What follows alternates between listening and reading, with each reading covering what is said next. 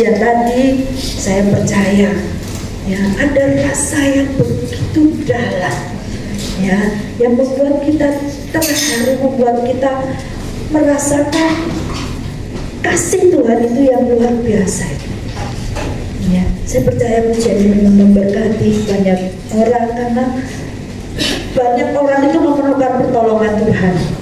Tanpa Tuhan kita tidak bisa berbuat apa-apa ya. Tuhan, dan hari ini kita akan belajar bersama-sama tentang yang saya kasih judul, yaitu fokus kepada hatinya Tuhan ya. Fokus pada hatinya Tuhan. Namun sebelum saya masuk ke dalam firman Tuhan, saya ingin sedikit memberi penjelasan karena adanya pertanyaan ketika saya menyampaikan tentang penolong yang lain ya. Nah, ditanyakan, nah kok aneh katanya, kenapa kok menghujat, maksudnya melawan Tuhan Yesus, Papa nggak masalah, tetapi kenapa menghujat Roh Kudus kok malah jadi masalah ya, tidak ada pengampunan ya. Memang kalimatnya memang seperti saya bacakan, apabila seorang mengucapkan sesuatu menentang anak manusia, ia akan diampuni. Tetapi jika ia menentang Roh Kudus, ia tidak akan diampuni. Di dunia ini tidak, dan di dunia yang akan datang pun tidak. Kok aneh? Apakah Roh Kudus itu lebih tinggi daripada Bapak dan anak? Itu pertanyaannya. Saya berusaha untuk menjelaskan begini. Semoga yang bertanya itu juga mendengar. Jadi tidak usah menjelaskan lagi.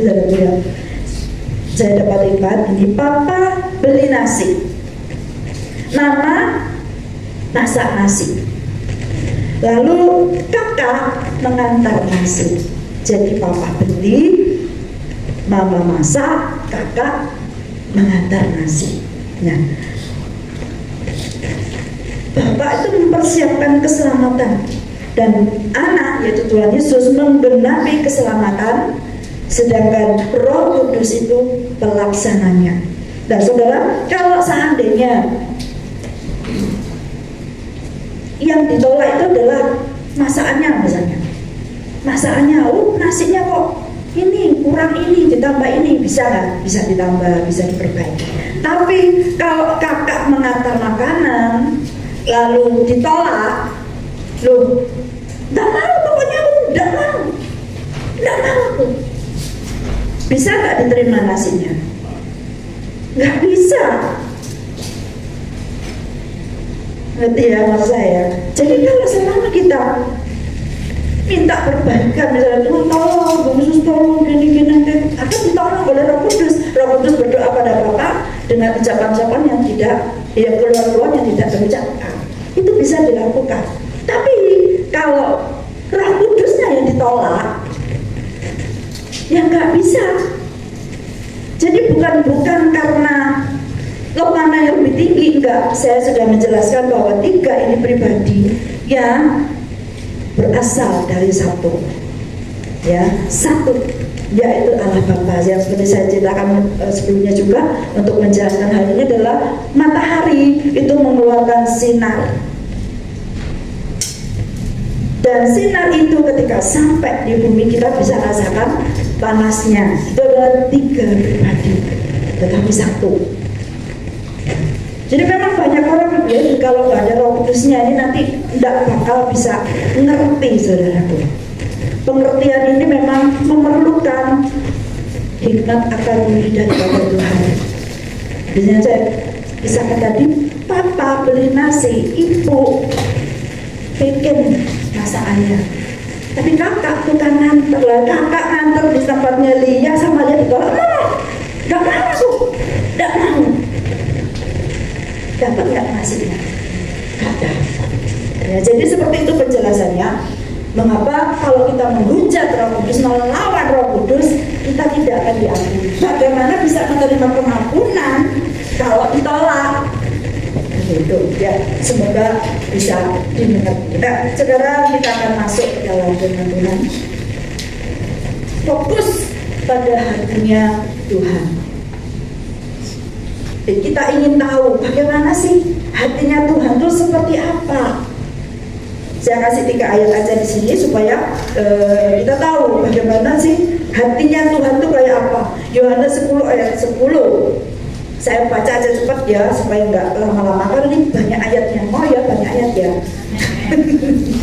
Biar lebih mantap gitu loh ya. Yohanes 10, pencuri datang hanya untuk mencuri dan membunuh dan membinasakan. Aku datang supaya mereka mempunyai hidup dan mempunyainya dalam segala kelimpahan. Itu yang pertama. Jadi yang pertama tadi dikatakan memberi hidup yang berkelimpahan, itu hatinya Bapa. Hatinya Tuhan Yesus itu seperti itu. Jadi dia itu memberi kita hidup, dan bukan hanya hidup loh, hidup yang berkelimpahan. Ingat ya, itu yang pertama. Yang kedua, Roma 5 ayat 8 dulu. Akan tetapi Allah menunjukkan kasih-Nya kepada kita oleh karena Kristus telah mati untuk kita ketika kita masih berdosa. Masih berdosa loh, Tuhan Yesus datang memberikan dirinya mati di kayu salib untuk menebus dosa kita. Yang kedua. Yang ketiga, Roma 8 ayat 28. Roma 8 ayat 28, kita tahu sekarang ya bahwa Allah turut bekerja dalam segala sesuatu untuk mendatangkan kebaikan bagi mereka yang mengasihi Dia, yaitu bagi mereka yang terpanggil sesuai dengan rencana Allah. Ya. Yang ketiga, Dia itu ikut bekerja dalam segala sesuatu untuk apa? Mendatangkan kebaikan. Nah, sekilas kita tahu hatinya Tuhan tuh kayak gitu. Selain Yeremia 29 ayat 11, kita sudah tahu, sudah hafal ya. Sudah hafal sekali Yeremia 29 ayat 11, itu pasti bahwa dia mempunyai rencana yang baik untuk kita, bukan rancangan kecelakaan, untuk memberikan kepada kita hari depan yang penuh harapan. Itu pasti. Jadi kita sudah tahu, oh hatinya Tuhan itu seperti itu. Ya, sekarang kita lanjutkan bagaimana supaya kita bisa menyelaraskan diri dengan hatinya Tuhan. Fokus pada hatinya Tuhan. Bagaimana caranya? Kan seringkali kita ditanya-tanya untuk mengetahui kehendak Tuhan ini loh. Bagaimana? Saya dulu jelaskan kepada anak saya waktu masih kecil, bingung nih. Ya apa yo? Untuk mengetahui, ya kita tahu kita tuh memang harus melakukan kehendak Tuhan. Tetapi untuk mengetahui kehendak Tuhan itu kayak apa? Mau A atau B, misalnya diperhadapkan dengan A, B, C, D, untuk tahu yang mana ini bagaimana? Nah kan, ini bingung gitu. Bagaimana itu? Ya, tapi kita tahulah bahwa Allah, Roh Kudus itu ada di dalam kita. Jadi kalau tahu kita diperhadapkan dengan pilihan-pilihan itu, Tuhan pasti tolong. Kalau salah, ikat sama Tuhan. Makanya kalau kita sudah melangkah, kelihatannya sesuai dengan ini, tapi melangkah salah, ikat sama Tuhan. Ya jangan marah, jangan marah. Karena itu memang caranya Tuhan, supaya kita tidak salah melangkah. Nah, yang kedua caranya, kita semua diperhadapkan dengan pilihan ya. Selalu dalam hidup kita ini kita diperhadapkan dengan yang namanya pilihan. Selalu memilih. Nah, kalau memilih teman misalnya, kita pilih teman yang baik, teman yang suka menolong, teman yang berpihak pada kita, misalnya bisa diajak curhat. Itu teman-teman yang kita pilih seperti itu ya. Seiman misalnya. Bukankah dalam firman Tuhan katakan pergaulan yang buruk merusak kebiasaan yang baik. Jadi kita pilih teman, pilih-pilih. Bukan memusuhi kalau dengan semua orang kita harus baik, tetapi untuk memilih teman yang bisa sehati gitu kan, kita biasanya akan memilih teman.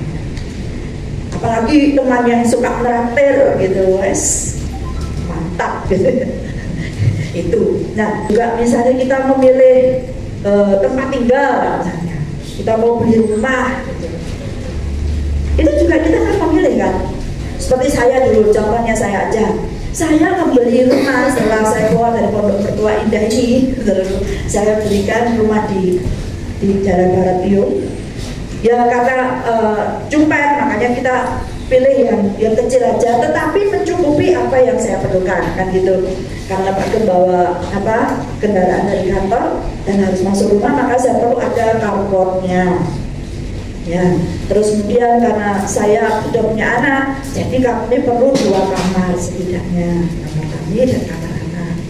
Kemudian apalagi, pokoknya ada dapurnya, ada kamar mandinya meskipun cuma 1, ada kamar mandinya. Kan gitu ya, milihnya kayak gitu. Terus juga yang nanti dengan sekolah itu bagaimana? Apakah bisa naik kendaraan ke sana? Karena kami dulu bekerja, nanti anaknya bagaimana? Terjemput atau naik bemo bisa lewat plannya ke sana. Nah, seperti itu memilih rumah.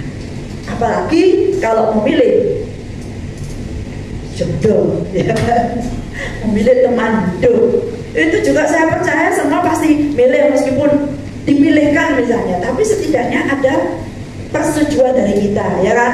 Kalau dikasih sembarangan, ya mau kan gitu, pasti ada pilihan dari kita. Ya kan, jadi saya dulu, ini selalu contohnya saya supaya gak menyinggung orang lain. Ya, saya selalu dulu waktu saya mau milih jodoh sejak SMP saya tuh sudah berdoa. Yang pertama, Tuhan, kalau saya nanti dipertemukan dengan jodoh saya ceritanya nanti ada korelasinya ya, tidak saya cerita. Jadi saya minta yang pertama itu adalah 1, ayah harus cinta Tuhan. Karena saya berpendapat kalau dia cinta Tuhan, gak akan macam-macam. Meskipun sedikit macam, tapi kan mengerti kebenaran, itu yang saya tidak minta. Yang kedua, ini yang sulit saudaraku, namanya tuh saya minta yang namanya Daniel secara kebaptisan itu, atau Leon. Nah, itu saya minta. Teman-teman saya udah protes, wah anak ada kamu tuh Daniel katanya. Loh, namanya minta kan boleh gitu. Terus yang ketiga, orang itu harus mirip dengan saya. Nah, dengan berjalan, kenapa saya pilih itu? Karena nama Dani atau Daniel ini, saya punya pengalaman dulu teman saya sekolah itu, saya kan sekolah di negeri nih, kan kodok putih gitu kan, kelihatan itu. Jadi teman-teman saya itu selalu gini, Cino kan gitu. Terus karena minoritas selalu diperdaya kan gitu. Padahal saya tuh nggak naik sepeda motor, saya naik sepeda motor. Di kelas itu hanya saya yang putih gitu. Nah itu saya ada teman, itu kakak kelas, namanya Daniel, akhirnya Daniel. Nah itu dia tuh nggak pacaran, nggak, dia juga ada akses saya enggak, tapi dia ini peduli dengan saya gitu. Jadi kalau entah bagaimana, kalau pulang sekolah itu dia selalu ngawasi dari jauh. Kalau saya tahu kelihatan gitu dia masih terus sampai ke tempat sepeda saya, karena kan sepedanya rawan digembosi. Gembosi, ya coba digembosi namanya bocor. Ya, kalau itu dia selalu tampil menolong saya. Kalau cuma gembos dia dipompain sama saya dari bapak ini. Terus kalau bocor, ya entah dia menyuruh temannya atau dia sendiri, saya tidak peduli waktu itu. Pokoknya dia tolong saya lah, gitu. Jadi nama ini melekat di hati saya, nama yang baik. Tuh. Terus yang kedua, saya punya saudara itu dari pihak mami saya, itu namanya Leon. Dulu juga gitu, kalau kami ke rumahnya, mainan itu nggak dipakai sama yang lain, nggak boleh. Tapi kalau saya datang, saya dipersilakan pakai mainannya. Orangnya baik, sabar, gitu. Nah, sedangkan kakak saya yang dari pihak papi yang di Surabaya sini, namanya juga Leon, itu juga selalu membantu banyak bicara.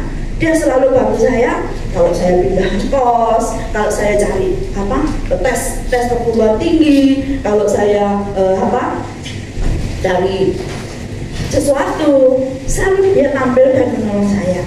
Ya intinya saya katakan bahwa karena nama itu sangat penting buat saya itu. Jadi walaupun teman-teman bilang, oh gak genah, wah aku gak genah, minta tanda kok kayak gitu.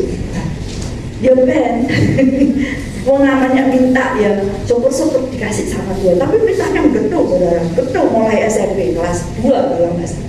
Nah kemudian dengan berlalunya waktu saya nggak pernah pacaran nggak pernah.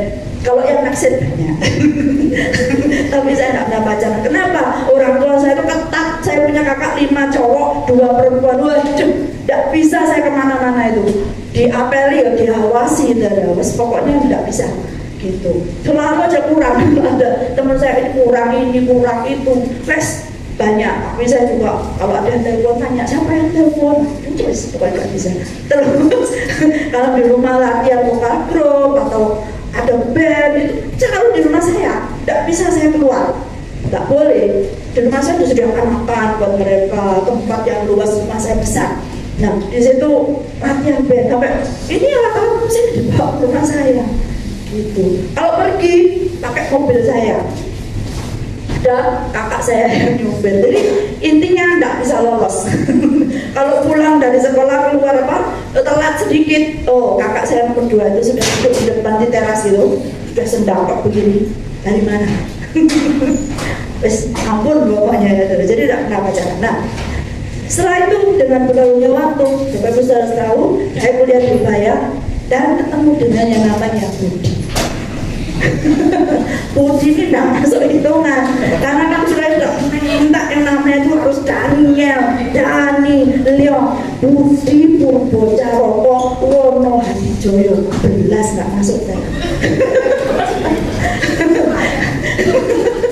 Aduh, sampai saya semester 3 nyambung, tapi saya nyambung cuma nyambung apa ya, ya karena orangnya baik gitu. Terus mau nolong saya kayak gitulah, pokoknya perhatian gitu toh saya, tapi tidak pikir itu nanti jadi pacar saya atau jadi suami saya, tidak pernah. Nah satu kali karena dia mau nggak tahu ke rumah ke kos saya gitu, saya buka dirinya, ternyata di situ ada surat baptisan. Surat baptisannya namanya Daniel. Daniel namanya. Terus untuk saya jadi panggilnya ya Daniel gitu di gerejanya dulu dibaptis kalau nggak salah. Nah terus buka-buka lagi yang kemudian nama kelahiran, akte kelahirannya itu Lydia Leon.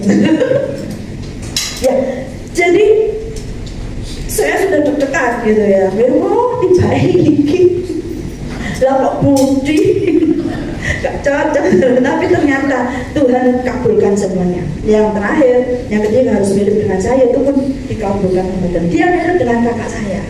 Jadi waktu saya ditabarin jadi antar ke situ dipanggil gitu, bukan gitu, mirip dong sama Bu. Ya wes lah, jadi saya sudah tidak nolak lagi, sudah tidak melirik kanan kiri lagi karena sudah tahu. Nah, kenapa saya ceritakan ini, Bapak Ibu saudara sekalian dikasih Tuhan? Pilihan kita itu bukan untuk kebaikan kita, maksudnya bukan untuk kepentingan kita.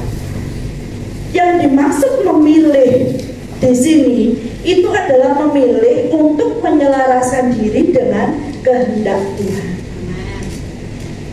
Gitu. Jadi saya memilih itu untuk tahu mana jodoh saya, gitu ya, ngerti ya.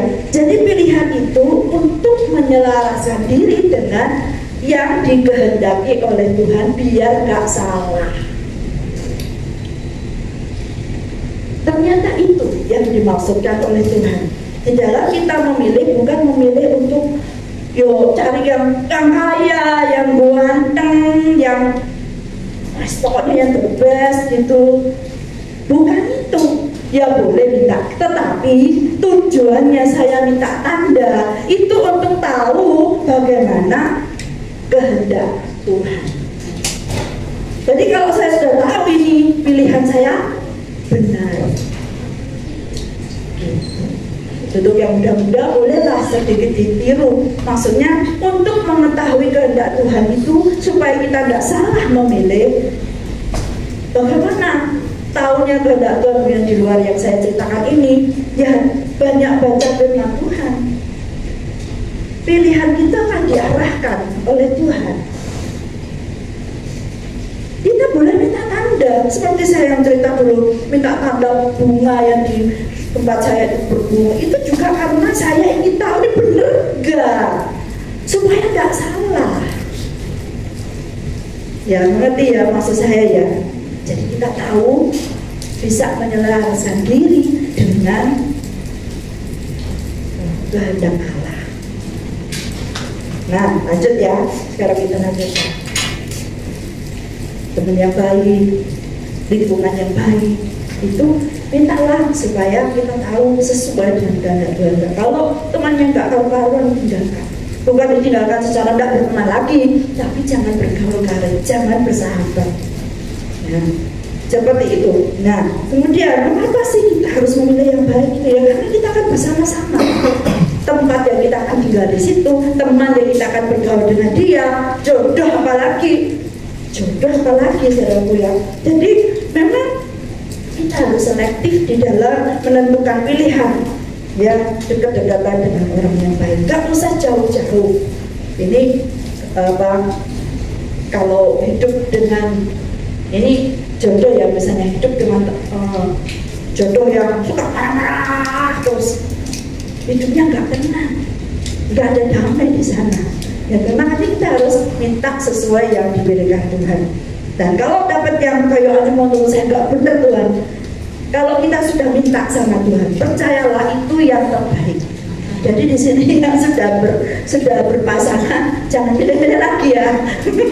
Ya sudah, itu terima. Jangan pilih-pilih lagi. Wah, repot ini ya.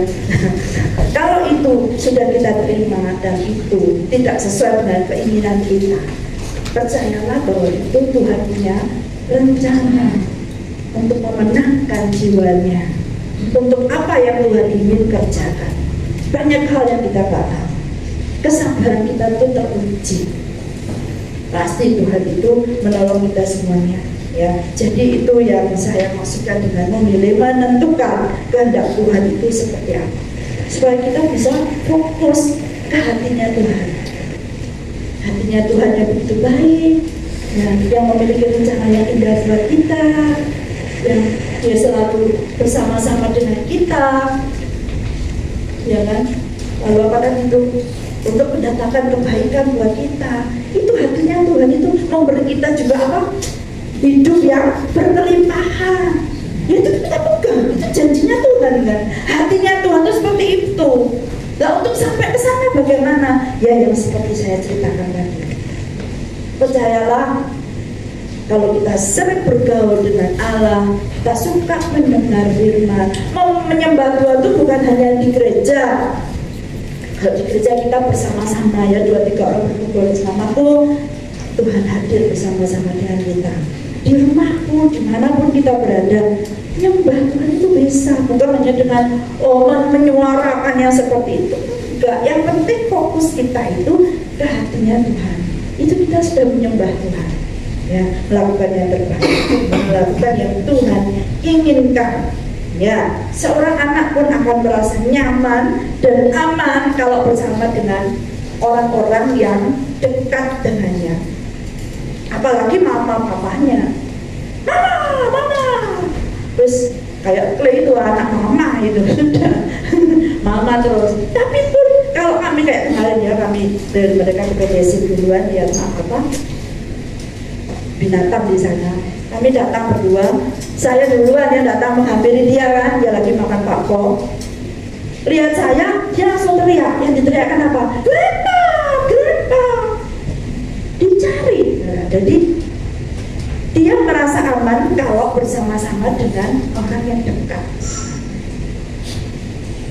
Seperti kita, kalau kita tahu hatinya Tuhan itu begitu baik dan Tuhan itu mengasihi kita, dan Tuhan punya rencana yang baik untuk kita, dia sudah menyediakan yang terbaik buat kita. Kita pengen dong dekat-dekat dengan Tuhan, ya enggak? Iya, nggak mungkin. Dan jangan sampai kita dikecokkan dengan kata-kata kita ditinggalkan Roh Kudus. Saya ingatkan ya, Roh Kudus ada di dalam kita kapan? Ayo jangan lupa. Sampai kapan? Bisa hilang nggak Roh Kudus di dalam kita? Selama-lamanya. Jangan lupa itu. Jangan sampai kita salah. Jangan dikecokkan oleh orang lain. Selama-lamanya dengan kita. Jadi kita sudah aman bersama-sama dengan Tuhan. Cari terus kehendak Tuhan, cari terus dekat dengan Dia, baca firman, puji Tuhan. Itu sudah membuat Tuhan itu bahagia dan kita itu juga merasa tenang, merasa aman, walaupun dalam kondisi seperti apapun, ya Tuhan selalu menyertai kita dalam segala situasi. Seperti Allah menuntut bangsa Israel dalam keadaan kesulitan apapun, Tuhan kasih solusinya. Bukan berarti tidak ada kesulitan, selalu ada. Jangan khawatir, masalah itu selalu ada, ya. Don't worry, be happy. Haleluya, ya. Seperti itu. Dan kepercayaan kita kepada Tuhan itu akan memberi kita ketenangan serta memberi kita pengharapan. Pengharapan ini sangat penting. Kalau kita tidak punya pengharapan, hidup kita akan loyo. Bangun tidur, ngapain ya? Jangan. Yang usaha dapat duit tak ya, dapat pelanggan tak ya. Selalu yang difokuskan itu masalah. Ya, kita jangan curiga sama Tuhan itu. Seringkali kita curiga sama Tuhan. Nah, apa ini Tuhan? Ayo, Tuhan ya, ayo ya. Ayo, apa lagi ini Tuhan? Anak Tuhan, baru bocor lagi. Dan sebagainya, curiga sih sama Tuhan. Apa mana gitu Tuhan? Kita nggak tahu baliknya. Saya dulu tahu TV saya rusak, wah saya nggak bisa pakai lagi. Ya wes, nggak lihat. Kadang-kadang saya inget-inget ya, kalau jam-jam tertentu saya duduk itu nonton MTV gitu, nonton MTV. Baru sudah rusak, ya sudah. Tetap saya bisa lakukan yang lain. Hanya kita menerima sajalah, percaya sajalah, itu yang terbaik buat kita. Seperti janji Tuhan itu kan akan menyertai kita sampai kepada akhir zaman. Dan dia memberikan pengharapan buat kita, pengharapan yang tidak mengecewakan. Percaya, ya. Jadi ketika mengalami percobaan, sekali lagi saya ingatkan, jangan melihat dari perspektif orang lain. Kita pasti akan kecewa. Seperti saya sering katakan, kita berbuat baik, orang curiga sama kita. Wong Kristen kita apa ya? Kok berbuat baik ini tujuannya apa ini?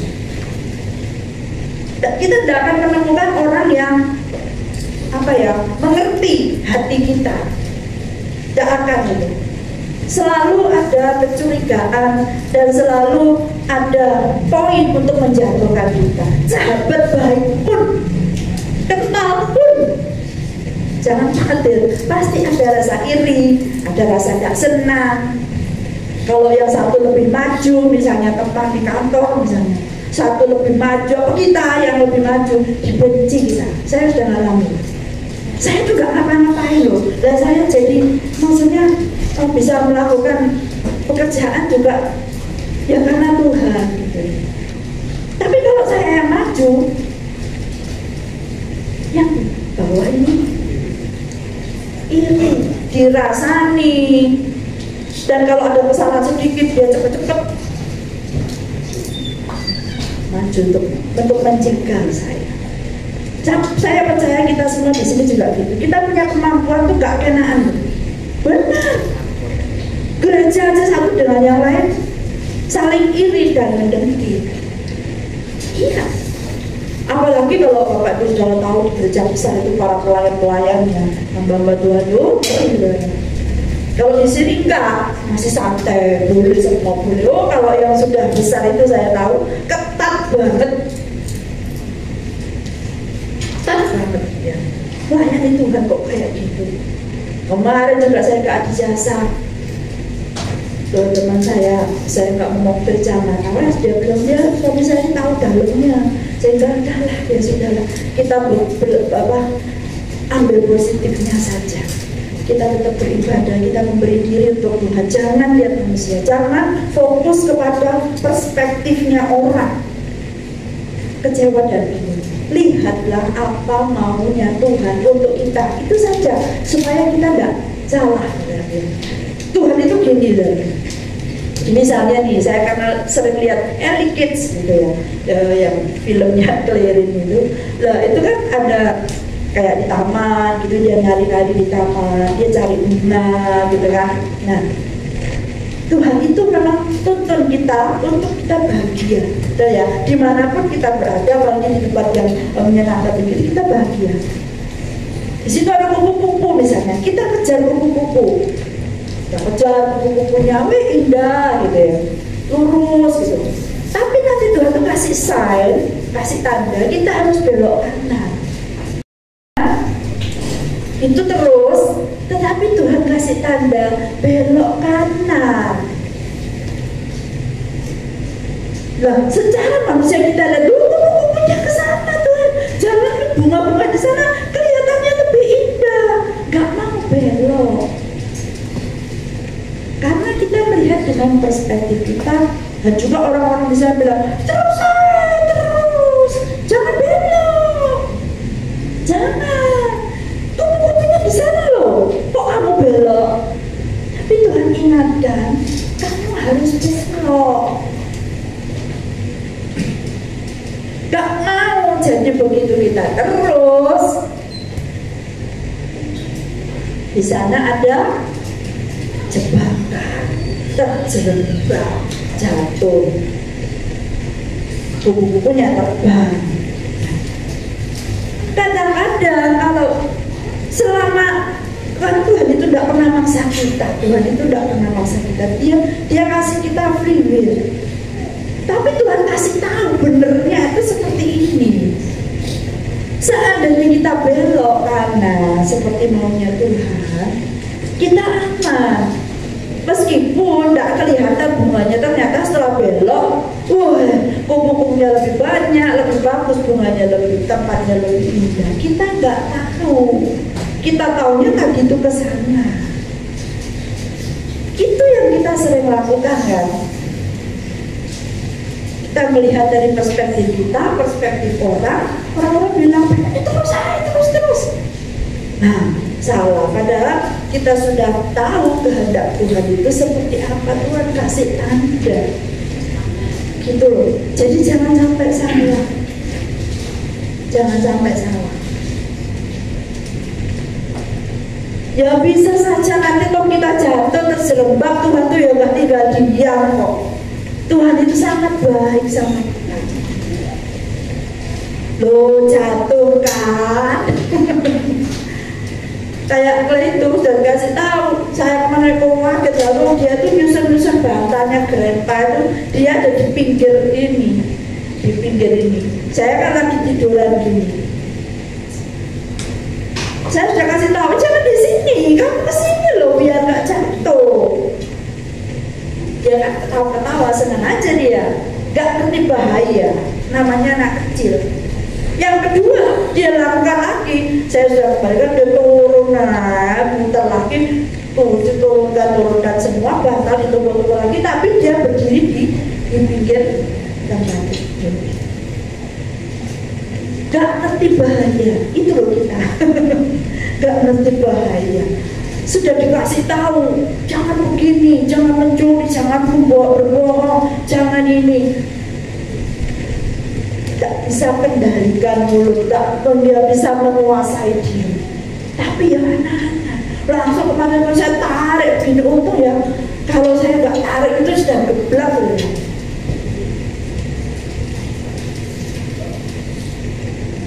Ya tetapi Tuhan itu tetap berjaga untuk kita.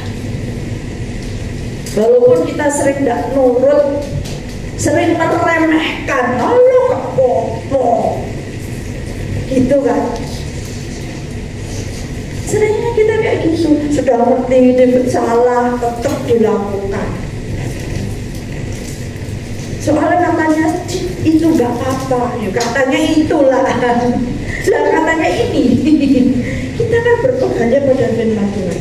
Kita sudah tahu banyak apa yang disampaikan oleh Tuhan di dalam firman-Nya. Itu harus kita ingat, baca terus berulang-ulang. Saya sering lupa kok saya enggak pinteran, saya lupa. Kalau saya baca lagi, oh iya ya, baca lagi iya ya, berdoa lagi, berdoa, minta hikmat dari Tuhan, itu juga sangat penting. Gak usah berdoa tuh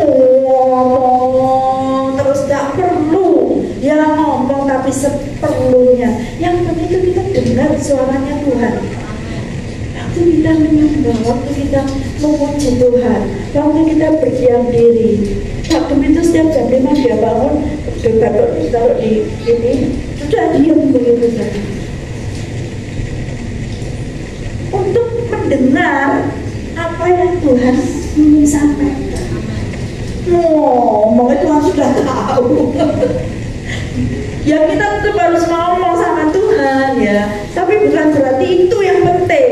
Enggak, yang penting itu dengar. Dengar suaranya Tuhan. Bisa kok. Bisa kita dengar suara Tuhan itu. Ya. Nah, sekarang kita lanjut. Mengapa sih kita harus fokus pada hatinya Tuhan? Ini hiburannya sana. Tadi kan apa? Ininya. Sekarang hiburannya. Kenapa kita harus fokus pada hatinya Tuhan? Hatinya Tuhan yang baik tadi itu yang kita sudah pelajari tadi. Nah, karena yang pertama, kalau kita fokus pada hatinya Tuhan, maka kita akan mendapat yang satu, ketenangan. Yang kedua, kita tidak takut bahaya. Ya, kemudian kita dipelihara oleh Tuhan. Kita merasakan damai dan tidak ada batu sandungan, dan terakhir adalah aman. Yuk kita baca firman Tuhan. Fokus pada hatinya Tuhan. Mazmur 62 ayat 2. Ini ayat favorit kita bersama. Mazmur 62 ayat 2. Mari kita mulai baca bersama-sama. Ini yang menghibur kita. Ya, makanya kita dekat saja sama Tuhan, jangan jauh-jauh lah. Ya, mendekatlah pada Tuhan. Kalau tarik, maju, jangan tarik terus gini. Ya, maju. Ya, ayo yang pertama Mazmur 62 ayat 2, 3. Hanya dekat Allah saja aku tenang, daripadanya lah keselamatanmu. Tenang, hanya dekat Allah saja. Di luar Tuhan, tidak dekat sama Tuhan, nggak tenang. Saya percaya sama saya. Jajalan, cobaan, nggak tenang ya. Karena apa? Kita ini sudah dipilih sama Tuhan. Kita sudah mengenal Dia. Kita sudah menjadi anaknya Tuhan. Kalau kita tidak dekat sama Tuhan, tidak bakal tenang. Ini firman Tuhan yang dijalani oleh Daud. Yang kedua, Mazmur 23 ayat 4. Tidak takut. Mazmur 23 ayat 4. Yuk kita baca bersama-sama. 2. Sekalipun aku berjalan dalam lembah kekelaman, aku tidak takut bahaya, sebab Engkau besertaku. Gadamu dan tongkatmu itulah yang menghibur aku. Tidak takut bahaya, karena kita tahu Tuhan bawa gada dan bawa tongkat untuk menghibur kita. Dan ya, jadi ikut Tuhan itu enak banget saudaraku. Tinggal mempercayakan diri kita kepada Tuhan dan mengerti firman Tuhan, supaya tidak merepoti Tuhan terus. Karena ya itu, kalau kita salah lagi, Tuhan berubah lagi. Kita sudah dibentuk baik-baik, bikin masalah lagi, balik lagi, ngerepoti Tuhan terus. Tuhan harus bikin baru lagi. Sudah jadi gelas, pecah, bikin lagi, terus tak ganti ini. Selalu merepoti Tuhan. Tapi kalau kita dekat dengan Tuhan, maka kita akan tenang dan kita tidak takut bahaya. Yang ketiga, dipelihara. Yesaya 26 ayat 3. Yesaya 26 ayat 3. 2, 3.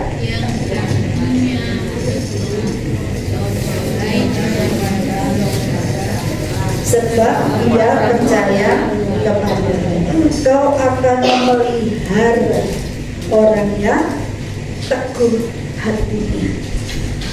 Dipelihara oleh Tuhan asalkan kita teguh hati, teguh berpegang pada iman percayamu. Di situ Tuhan memelihara kita dengan damai sejahtera. Ya, terus lanjut supaya cepat. Yang keempat, yang ketiga adalah yang keempat ya, damai. Filipi 4 ayat 7. Ini sudah pernah kita baca, cuman harus diingatkan lagi, harus kita baca lagi supaya mantap. Ya, Filipi 4 ayat 7. 2, 3. Damai sejahtera Allah yang melampaui segala akal akan memelihara hati dan pikiranmu dalam Kristus Yesus. Damai sejahtera yang melampaui segala akal. Kakek mikir, kadang-kadang kita tuh kakek mikir mengalami masalah, kita fokus pada masalah, pikir ya, gimana ya, padahal kekhawatiran kita itu tidak akan menambah sehasta saja dalam hidup kita. Tidak nambah. Jangan terlalu khawatir. Jadi bumi khawatir sedikit boleh supaya kita berjaga-jaga, ya. Tapi bukan terlalu khawatir. Karena apa? Tuhan itu sudah mengatakan bahwa memelihara hati dan pikiran harus itu melampaui segala akal.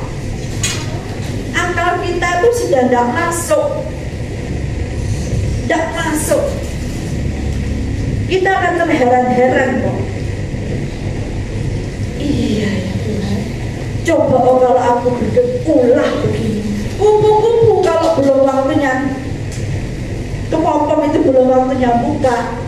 Kan pernah ada tuh anak kecil yang mencoba, kasihan ya, kok tak bisa keluar-keluar kelihatan, dipotong sama dia, dipotong sama anak kecil itu sehingga akhirnya kupu-kupu bisa terbang nggak bisa. Jangan ada ikut campur tangan manusia di dalamnya. Kita itu nggak ngerti apa-apa. Tuhan itu lo tahu. Kamu harus melewati proses ini. Lewati prosesnya. Karena Tuhan senang dengan proses. Bukan fokus pada hasil. Hasilnya sudah jelas. Sudah jelas hasilnya tuh kita ini dipilih, sudah disetting menjadi pemenang. Itu sudah jelas. Hatinya Tuhan kita sudah tahu. Rancangannya itu rancangan damai sejahtera, bukan rancangan kecelakaan, untuk memberikan hari depan yang penuh pengharapan. Itu selalu saya ucapkan. Harus diucapkan terus supaya kita tidak salah fokus. Fokus kita kepada hatinya Tuhan, sehingga kita bisa mengalami ketenangan, damai, tidak takut. Ya, selanjutnya apa?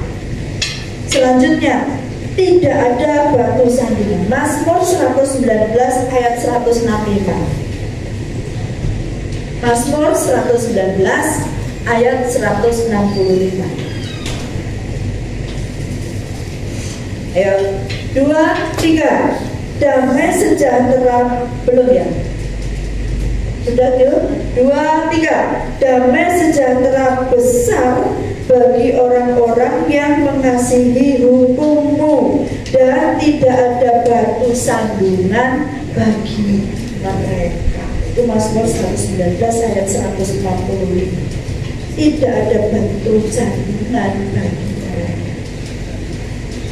Dilalau sama Tuhan, dilalukan sama Tuhan. Bisa kita nurut sama Tuhan. Kayak tadi Tuhan tahu ada bahaya di sana, Tuhan kasih belok.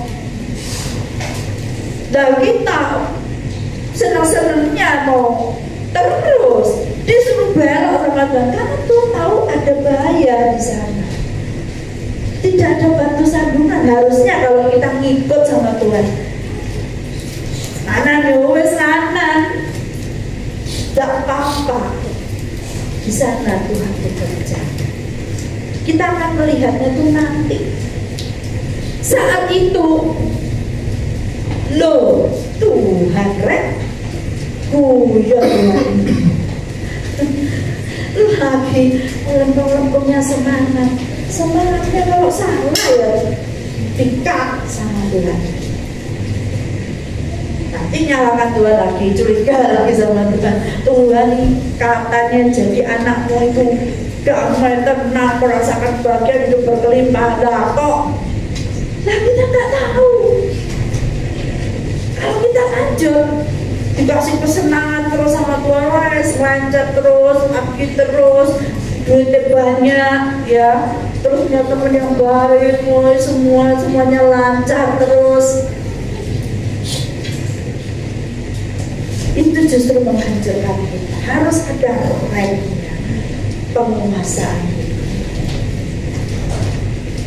Makanya terakhir waktu ada dua roh itu terakhir itu penguasaan ini, kasih, sukacita, damai sejahtera, kesabaran, kemurahan, kebaikan, kesetiaan, kelemah lembutan. Terakhir kasih rem sama Tuhan, penguasaan dan penguasaan ini. Tanpa itu kita akan hancur.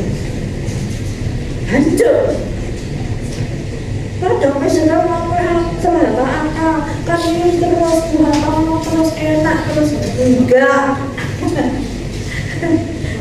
begitu ya, enggak begitu ya. Puji Tuhan.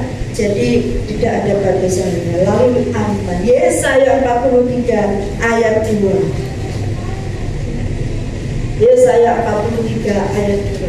Tuhan itu wis baik. Wow. Baik. Yesaya 43 ayat 2, 3. Apabila engkau menyeberang melalui air, aku akan menyertai engkau. Atau melalui sungai-sungai, engkau tidak akan dihanyutkan.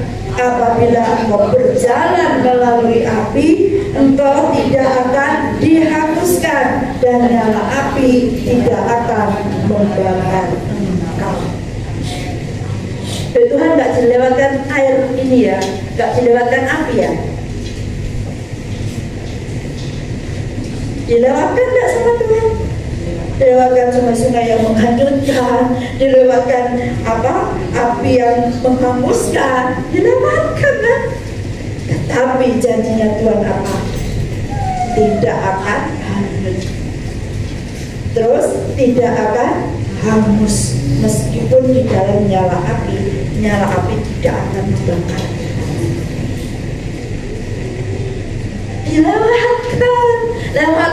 Lewati prosesnya. Sorong, tapi hasilnya sungguh menyenangkan. Saya percaya semua yang ada di sini, kenapa ada di sini? Karena ditolong Tuhan, betul nggak?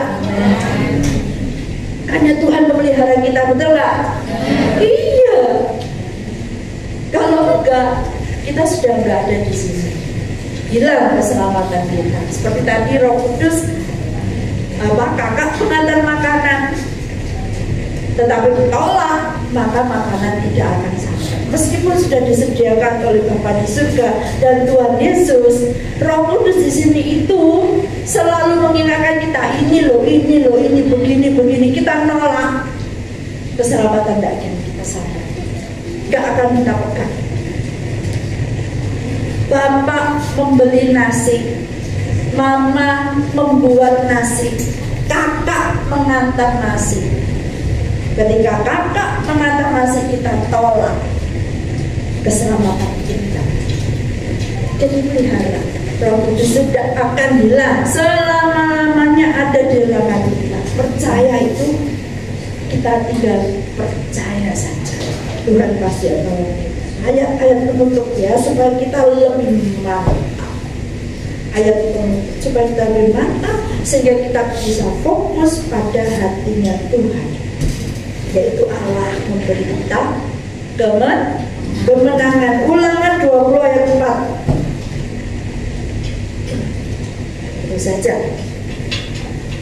Ulangan 20 ayat 4. Saya cepat baca ya, nanti di rumah dibaca sendiri. Sebab Tuhan Allahmu, dialah yang berjalan menyertai kamu untuk berperang bagimu, melawan musuhmu dengan maksud memberi kemenangan kepadamu. Disuruh Tuhan jalan saja meskipun kelihatannya aduh, waktuku habis, aku capek, ngantuk, aku males. Lawan itu, Tuhan akan berikan kemenangan. Maksudnya Tuhan, jangan melawan musuh kita. Wah, nanti kalau di sana dihalangi ini ya, oh Tuhan, nanti kalau menghadapi rintangan besar, bagaimana berjalan? Tuhan berperang bagi kita, melawan musuh kita dengan maksud memberi kemenangan. 1 Korintus 15 ayat 57. Ya, makin mantap ya. Makin mantap ya, puji Tuhan. 1 Korintus 15 ayat 57. 1 Korintus 15 ayat 57. Oke, 2, 3. Tetapi syukur kepada Allah yang telah memberikan kita kemenangan oleh Yesus Kristus Tuhan kita. Mantap ya. Lanjut Roma 8 ayat 37. Roma 8 ayat 37. Semakin mantap. Jadi semakin mantap, semakin mantap, semakin mengerti, semakin percaya gitu. Roma 8 ayat 37, 2, 3. Tetapi dalam semuanya itu kita lebih daripada orang-orang yang menang oleh Dia yang telah mengasihi kita. Lebih dari benar ya.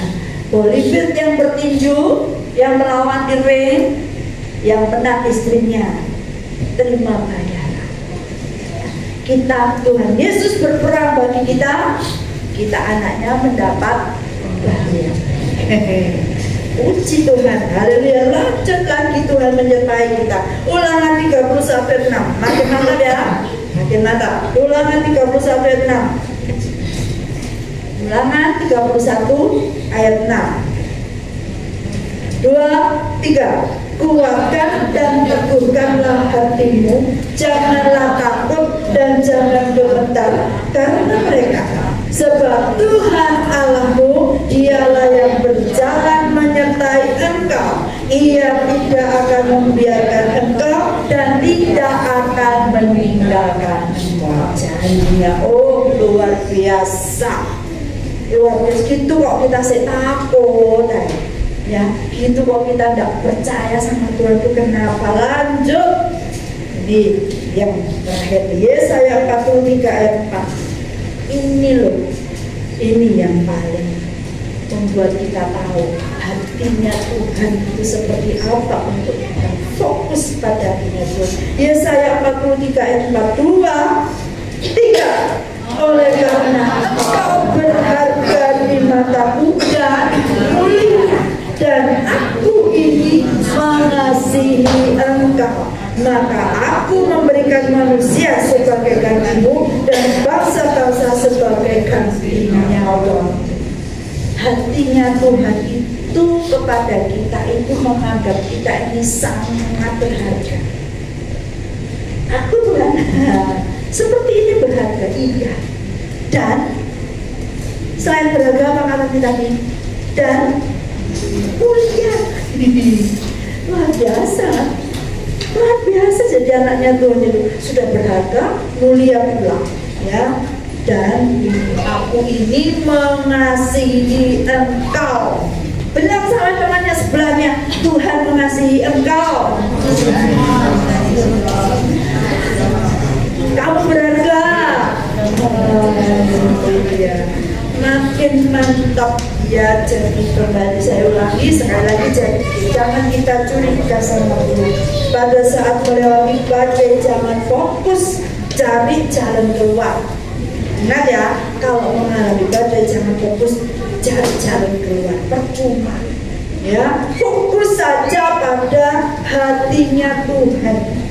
cari perkenanannya Tuhan. Caranya seperti yang saya di awal tadi katakan ya, pasti Tuhan kasih jalan keluar. Jangan takut. Kalau pilihan kita salah, Tuhan pasti tolong kita. Tapi juga jangan, kita harus bisa memilih dengan baik sesuai dengan firman Tuhan.